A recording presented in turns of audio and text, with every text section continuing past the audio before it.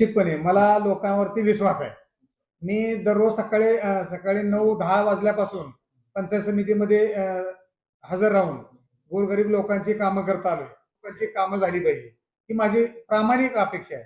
आणि तालुक्याचा आणि माझ्या मतदारसंघाचा विकास करण्यासाठी मी आमदार साहेबांकडून आता कमळाच्या चिन्हावरती उभा आहे.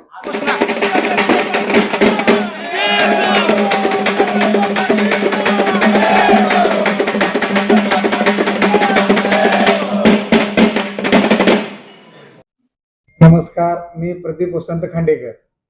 मी सध्या बोशी जिल्हा परिषद गटातून निवडणूक लढवण्यासाठी उमेदवारी अर्ज दाखल केला भारतीय जनता पार्टीकडून. एकंदरीत आज तुम्ही या ठिकाणी माचूर येथे प्रचाराचा शुभारंभ झाला. मोठ्या संख्येने मतदार असतील किंवा पदाधिकारी कार्यकर्ते तुमच्यासोबत होते. काय भावना आहेत, काय सांगा? मतदारामध्ये अत्यंत उत्साह आहे आणि आज प्रचाराचा शुभारंभ झाला.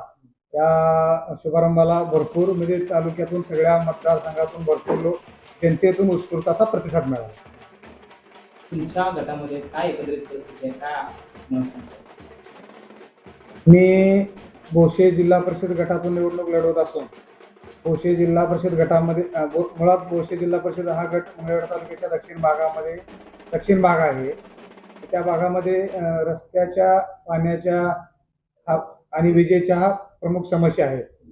तर मी गेले 9 वर्षापूर्वी मला माननीय आमदार समाधानदादा अवतडे साहेबांनी सभापती पदाची संधी दिली आणि तेव्हापासून मी तालुक्यामध्ये ग्रामीण भागामध्ये गावोगावी मी प्रत्येक गावोगावी मी भेट दिल्या आणि गावाच्या समस्या जाणून घेतल्या. गोरगरीब जनतेपर्यंत गेलो, तळागाळापर्यंतच्या लोकांपर्यंत मी पोहोचलो. तुमच्या काळात मी माझ्या काळामध्ये आपल्या जिल्ह्यामध्ये प्रधानमंत्री घरकुल योजनेतनं प्रथम क्रमांकानं 14,800 घरकुल आपल्या तालुक्याला मिळवून दिले आणि त्या माध्यमातून मी लोकांपर्यंत पोहोचलोय. त्यामुळं मला वाटतं विरोधक मंत्री तुम्ही बाहेरचा उमेदवार आहे. त्याला प्रश्न उत्तर काय सांगा? मी बाहेरचा वगैरे असा हा मुद्दा काय मला माझ्यासाठी काय महत्वाचा नाही. माझ्यासाठी महत्वाचं आहे फक्त तिथल्या गटामधल्या लोकांची कामं झाली पाहिजे आणि मी हा तालुक्याचा सभापती असल्यामुळे बाहेरचा वगैरे असं काय होऊ शकत नाही. आता ह्याच्या अगोदरचे आपण बघितले ते बाहेरचे आमदार वगैरे आले, त्यांनी इथं आमदारकी पद भोगलं, पण मी ह्या तालुक्यातलाच आहे, त्याच्यामुळे मी बाहेरचा वगैरे असं काय नाही.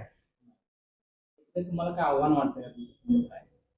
आव्हान वगैरे काय नाही. मला निवडणुकीचं म्हणजे मी 30 वर्षापासून माझ्याकडे ग्रामपंचायत सत्ता आहे, त्यामुळे निवडणूक हे मला अगदी असं हे वाटते, सहज वाटते. काय मला त्यात अवघड असं काय वाटत नाही. काम तुम्ही केलं त्यामुळे तुम्हाला काय त्या गोष्टीचं निश्चितपणे मला लोकांवरती विश्वास आहे. मी दररोज सकाळी 9-10 वाजल्यापासून पंचायत समितीमध्ये हजर राहून गोरगरीब लोकांची कामं करता आलोय. मी 2.5 वर्ष म्हणजे 2017ला सभापती झालो. त्याच्यानंतर 2.5 वर्षानंतर माझं पद गेलं, परंतु मी न थांबता अजून पण माझं काम चालूच आहे. मी पदावर असावं अशी माझी काही अपेक्षा नाही. मला फक्त आमदार साहेबांच्या माध्यमातून गोरगरीब लोकांची कामं झाली पाहिजे, ही माझी प्रामाणिक अपेक्षा आहे.